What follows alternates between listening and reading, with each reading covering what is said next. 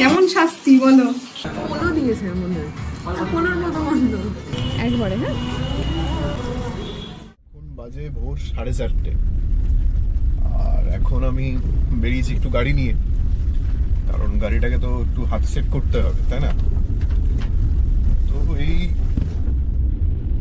এই কলকাতা শহরের কিছু অলিতে গলিতে এখন একটু ঘুরে বেড়াচ্ছি।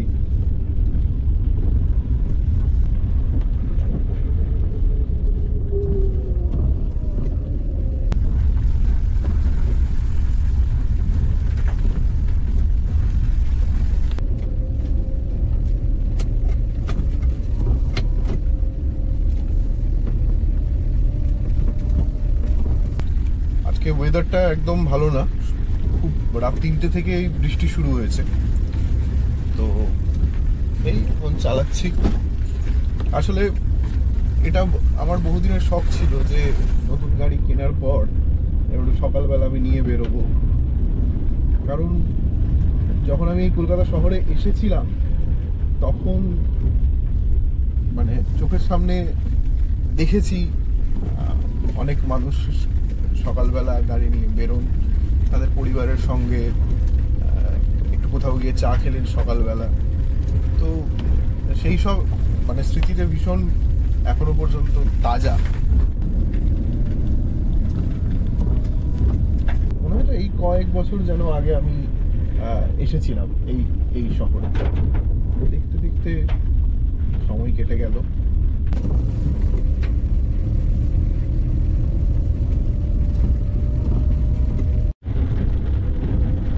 আমাদের বাড়ি যাদের গ্রামে, তাদের জীবনে এরকম একটা শখ থাকে যে কলকাতা শহরে বা যে কোনো অন্য বড় শহরে নিজের একটা বাড়ি হবে, সে বাড়ির পরে একটা গাড়ি কিনবে।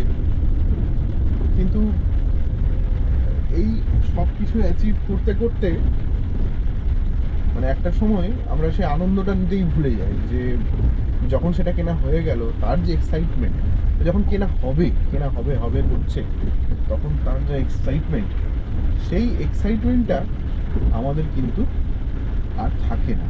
সেই যে আনন্দটা সেটা আমরা ভুলে যাই তখন। আজকের দিনে জানেন তো যে একটা মানে ড্রাইভার রাখা কি মাথা ব্যথার একটা ব্যাপার।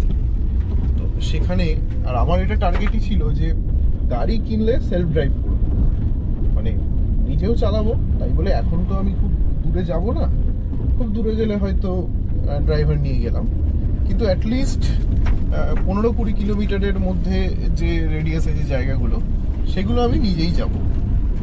তো ঈশ্বরের ইচ্ছেতে এখনো পর্যন্ত আমার যা হাত সেট হচ্ছে তাতে আমি বেশ কনফিডেন্ট। আর গাড়ি চালানোর ক্ষেত্রে জানেন তো আসল হচ্ছে কনফিডেন্স।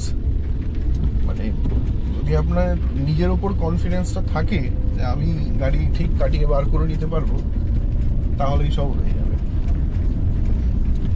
কি বুঝলেন?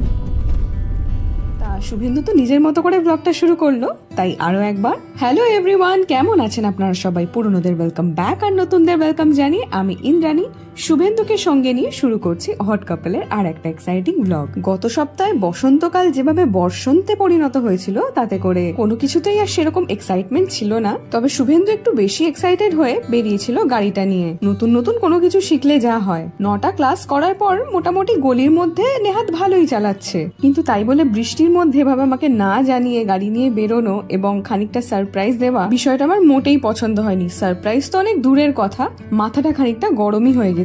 একে তো বৃষ্টি পড়ছে, তার উপর গাড়িটা পুজো দেওয়া হয়নি। তাও এমনি দিলে হলে আমি হয়তো অতটাও রাগ করতাম না, কিন্তু যেহেতু বৃষ্টির দিন ছিল আর একেবারে নতুন হাত, তাই বাড়ি ফেরার পর তো ওর সঙ্গে এক প্রস্ত খিটপিট হয়েই গেল। তাই ভাবলাম শুধু শুকনো কথায় নয়, শুভেন্দুকে একটা হালকা ফুলকা শাস্তিও দেওয়া প্রয়োজন। মিনভাইল এখানে আমি বানাচ্ছি আমার খুব পছন্দের একটা ফাঁকিবাজি রেসিপি। এটা আমি শর্ট ভিডিওর মাধ্যমে আগে আপনাদের সঙ্গে শেয়ার করেছিলাম, তাই ভাবলাম আজ যখন আবার বানাচ্ছি শেয়ার করে নিই। কিছুই না, সর্ষে, পোস্ত, চারমগজ, কাঁচা লঙ্কা, সামান্য নুন দিয়ে একটা স্মুথ পেস্ট বানিয়ে নিয়েছি। এরপর একটা টিফিন বক্সে সর্ষের তেল মাখিয়ে তাতে আগে থেকে নুন আর হলুদ দিয়ে ম্যারিনেট করা চিংড়ি মাছ আর ওই সর্ষে পোস্তর পেস্টটাও দিয়ে দিলাম। সঙ্গে যোগ করলাম কুচি করে রাখা পেঁয়াজ। এবার সবকিছুকে খুব ভালো করে মিক্স করে নিয়ে ওপর থেকে একটু চেরা কাঁচা লঙ্কা আর কাঁচা সর্ষের তেল দিয়ে টিফিন বক্সের ঢাকনা করে দিতে হবে বন্ধ।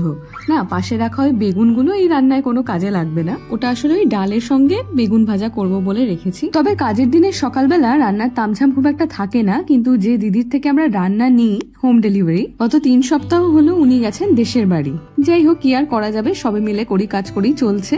এবার একটা পাত্রে পরিমাণ মতো জল দিয়ে টিফিন বক্সটা বসিয়ে দিয়েছি। জলের পরিমাণটা এমনই থাকবে যাতে টিফিন বক্সটা অর্ধেকের কম জলের মধ্যে থাকে। আসলে সত্যি বলতে রান্না বান্না করতে না আমার খুব একটা ভালো লাগে না, কিন্তু খেতে আমি খুব ভালোবাসি। কিন্তু বিয়ের পরে একটা জিনিস খুব রিয়েলাইজ করেছি যে এই দুটো ভালো লাগা যদি ব্যস্তানুপাতিক হয় তাহলে কিন্তু বেজায় সমস্যা।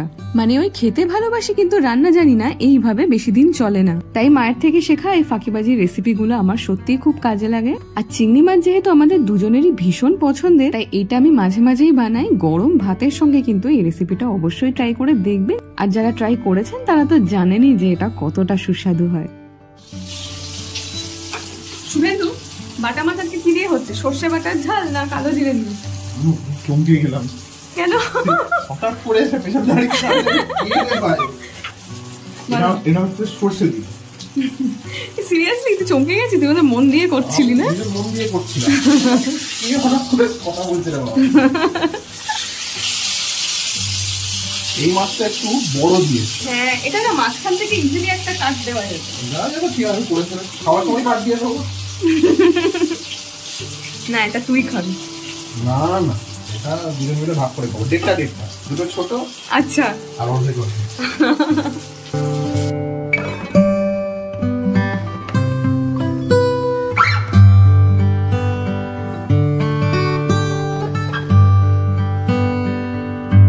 ওই যে শাস্তির কথা বলছিলাম, তো আসার পর একটু খিটমিট হলো। তারপরে বললাম যে ঠিক আছে, আজকে তাহলে তুই একটা কিছু রান্না কর আমার জন্য। তবে শুভেন্দুকে রান্না করতে দেওয়াটা খুব একটা শাস্তি নয়, এটা ওর কমফোর্ট জোন।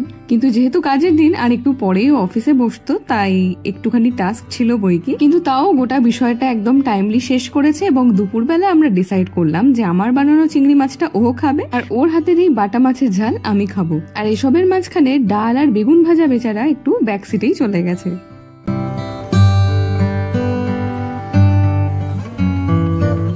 কাট্টু শনিবার, শুক্রবার শনিবার যেহেতু শুভেন্দুর অফিস ছুটি থাকে, তাই আমরা সারা সপ্তাহের যাবতীয় পেন্ডিং কাজ বা দরকারি যা কিছু কাজ সেগুলো সব শনিবার করেই সারি। আর এই সপ্তাহের সব থেকে বড় পেন্ডিং আর গুরুত্বপূর্ণ কাজ ছিল গাড়িটার পুজো দিতে যাওয়া। এদিন আমার মায়েরও যাওয়ার কথা ছিল, কিন্তু মায়ের এক খুব পরিচিত হঠাৎ করে অসুস্থ হয়ে হসপিটালে ভর্তি, সেই জন্য মা তাকেই দেখতে গেছিল। তবে এর থেকে দেরি করলে আবার 1 সপ্তাহের অপেক্ষা, তো আমরা সেটাই ভাবলাম যে শনিবার গাড়ির পুজোটা দিয়েই আসি। তো সেদিনের জন্য এজেন্সি থেকে একজন ড্রাইভারকে বুক করা হয়েছিল, তো তিনি টাইমলি চলে এসেছিলেন। তো বেরিয়ে অবধি আমরা ডিসাইড করতে পারছিলাম না যে কোথায় গিয়ে গাড়িটার পুজো দেওয়া যেতে পারে। আমার তো সব সময় পছন্দের জায়গা দক্ষিণেশ্বর, যেমনটা আপনারা হয়তো জানেন। তো এইবার ঠিক ক্যালকুলেশনটা কিরকম একটা হলো, শুভেন্দু নিজেই বললো যে ইন্দ্রাণী লেক কালীবাড়িতে পুজো দেব। কলেজ জীবন থেকে চাকরি জীবনের একটা বেশ বড় সময় শুভেন্দু গোল পার্কের একটা বাড়িতে ভাড়া থাকতো। তো সেই সময়টা সাদার্ন এভিনিউর রাস্তাঘাটে আমরা প্রচুর ঘুরেছি। তো লেক কালীবাড়ির উপর দিয়েও অনেকবার যাতায়াত করেছি, তাই ভাবলাম ওর মন যখন চেয়েছে তো এখানেই পুজোটা দেওয়া হোক। তো দেখতে দেখতে আমরা সাদার্ন এভিনিউতে ঢুকেও পড়েছি। এই জায়গাটা যখনই আসি না মন ভালো হয়ে যায়।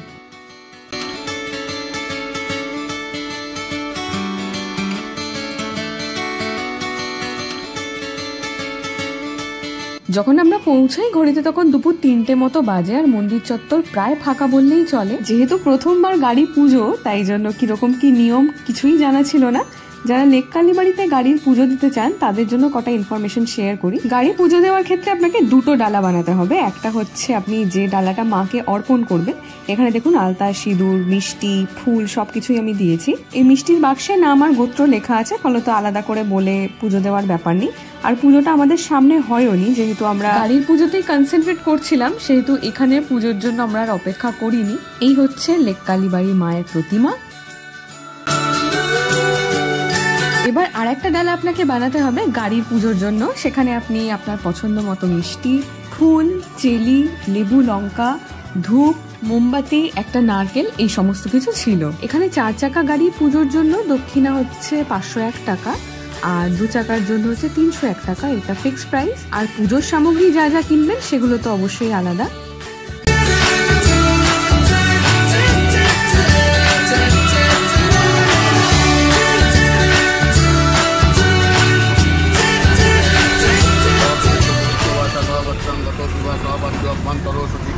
ओम शुचंग नमो शुचंग विष्णवे शुचंग विश्वकर्माय शुचंग विश्वकर्मा जंतां शुचंग स्वाहा। ओम शुचंग नमो शुचंग विष्णवे शुचंग विश्वकर्माय शुचंग विश्वकर्मा फलां शुचंग स्वाहा। तपंचमान वासनामान दंडोदित। ओम शिल्पाचार्य देवाय नमो विश्वकर्मणाय नमो स्वाहा। ओम सर्वमंगल मंगले शिवे सर्वसात्विके शरण्ये त्र्यंबके गौरी नारायणी नमोस्तुते। शरणागत दिनात् ओम काली काली महाकाली कालिके पश्ये सर्वानंद कर देवी नारायणी नमोस्तुते। ओम महादेव महादेव महादेवते नमो नमः। दादा गाड़ी कान नामे আছে নাম করতে পারো? শুভেন্দু পাঠক, ইন্দ্রাণী পাঠক, শান্ডিল্য গোত্র।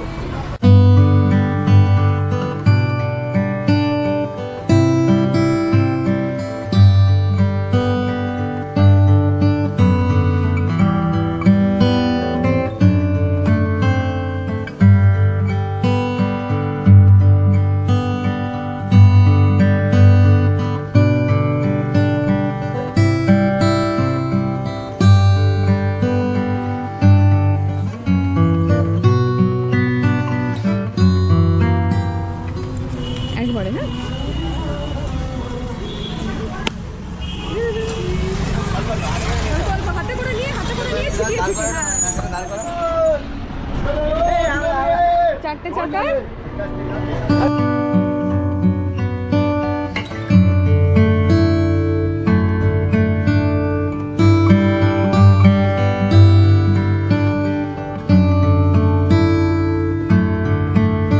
সুন্দর করে পুজো দেওয়া হলো। যেহেতু দুপুর দুপুর বেরিয়েছিলাম, ঘর থেকে কিছু খেয়ে আসা হয়নি, তাই চলে গেলাম ওয়াইজ আউলে গিয়ে দেখি এখানকার প্যাঁচাগুলোই সব সরিয়ে নিয়েছে, রেনোভেট করেছে নতুন করে।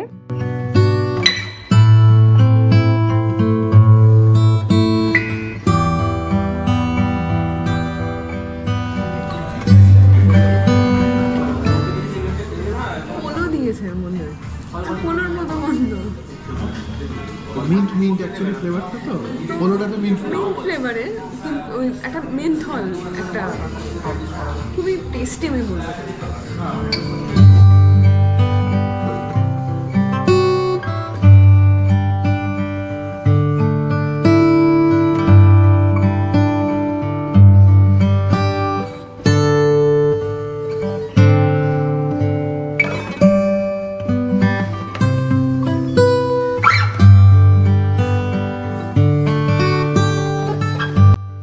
এরপর আমরা দুজনে চলে গেলাম আমাদের সেই চিরপরিচিত লেক মলে। গাড়ি কিনে পুজো দিয়ে সেই গাড়ি নিয়ে লেক মলে না গেলে ঠাকুর বোধহয় পাপই দিত। তবে লেক মলে তেমন কিছু করার নেই, তাই ভিডিওটাকে এখানেই শেষ করছি। আশা করি ভিডিওটা ভালো লেগেছে। যদি ভালো লেগে থাকে তাহলে অবশ্যই ভিডিওটাকে লাইক, কমেন্ট, শেয়ার করে জানাতে ভুলবেন না কেমন লাগলো। আর অবশ্যই কিন্তু আমাদের ইউটিউব চ্যানেলটা সাবস্ক্রাইব করতে হবে। আর যদি ফেসবুক থেকে আমাদের ভিডিও দেখেন তাহলে পেজটা লাইক আর ফলো করতে কিন্তু ভুলবেন না। সবাই খুব ভালো থাকবেন। বাই।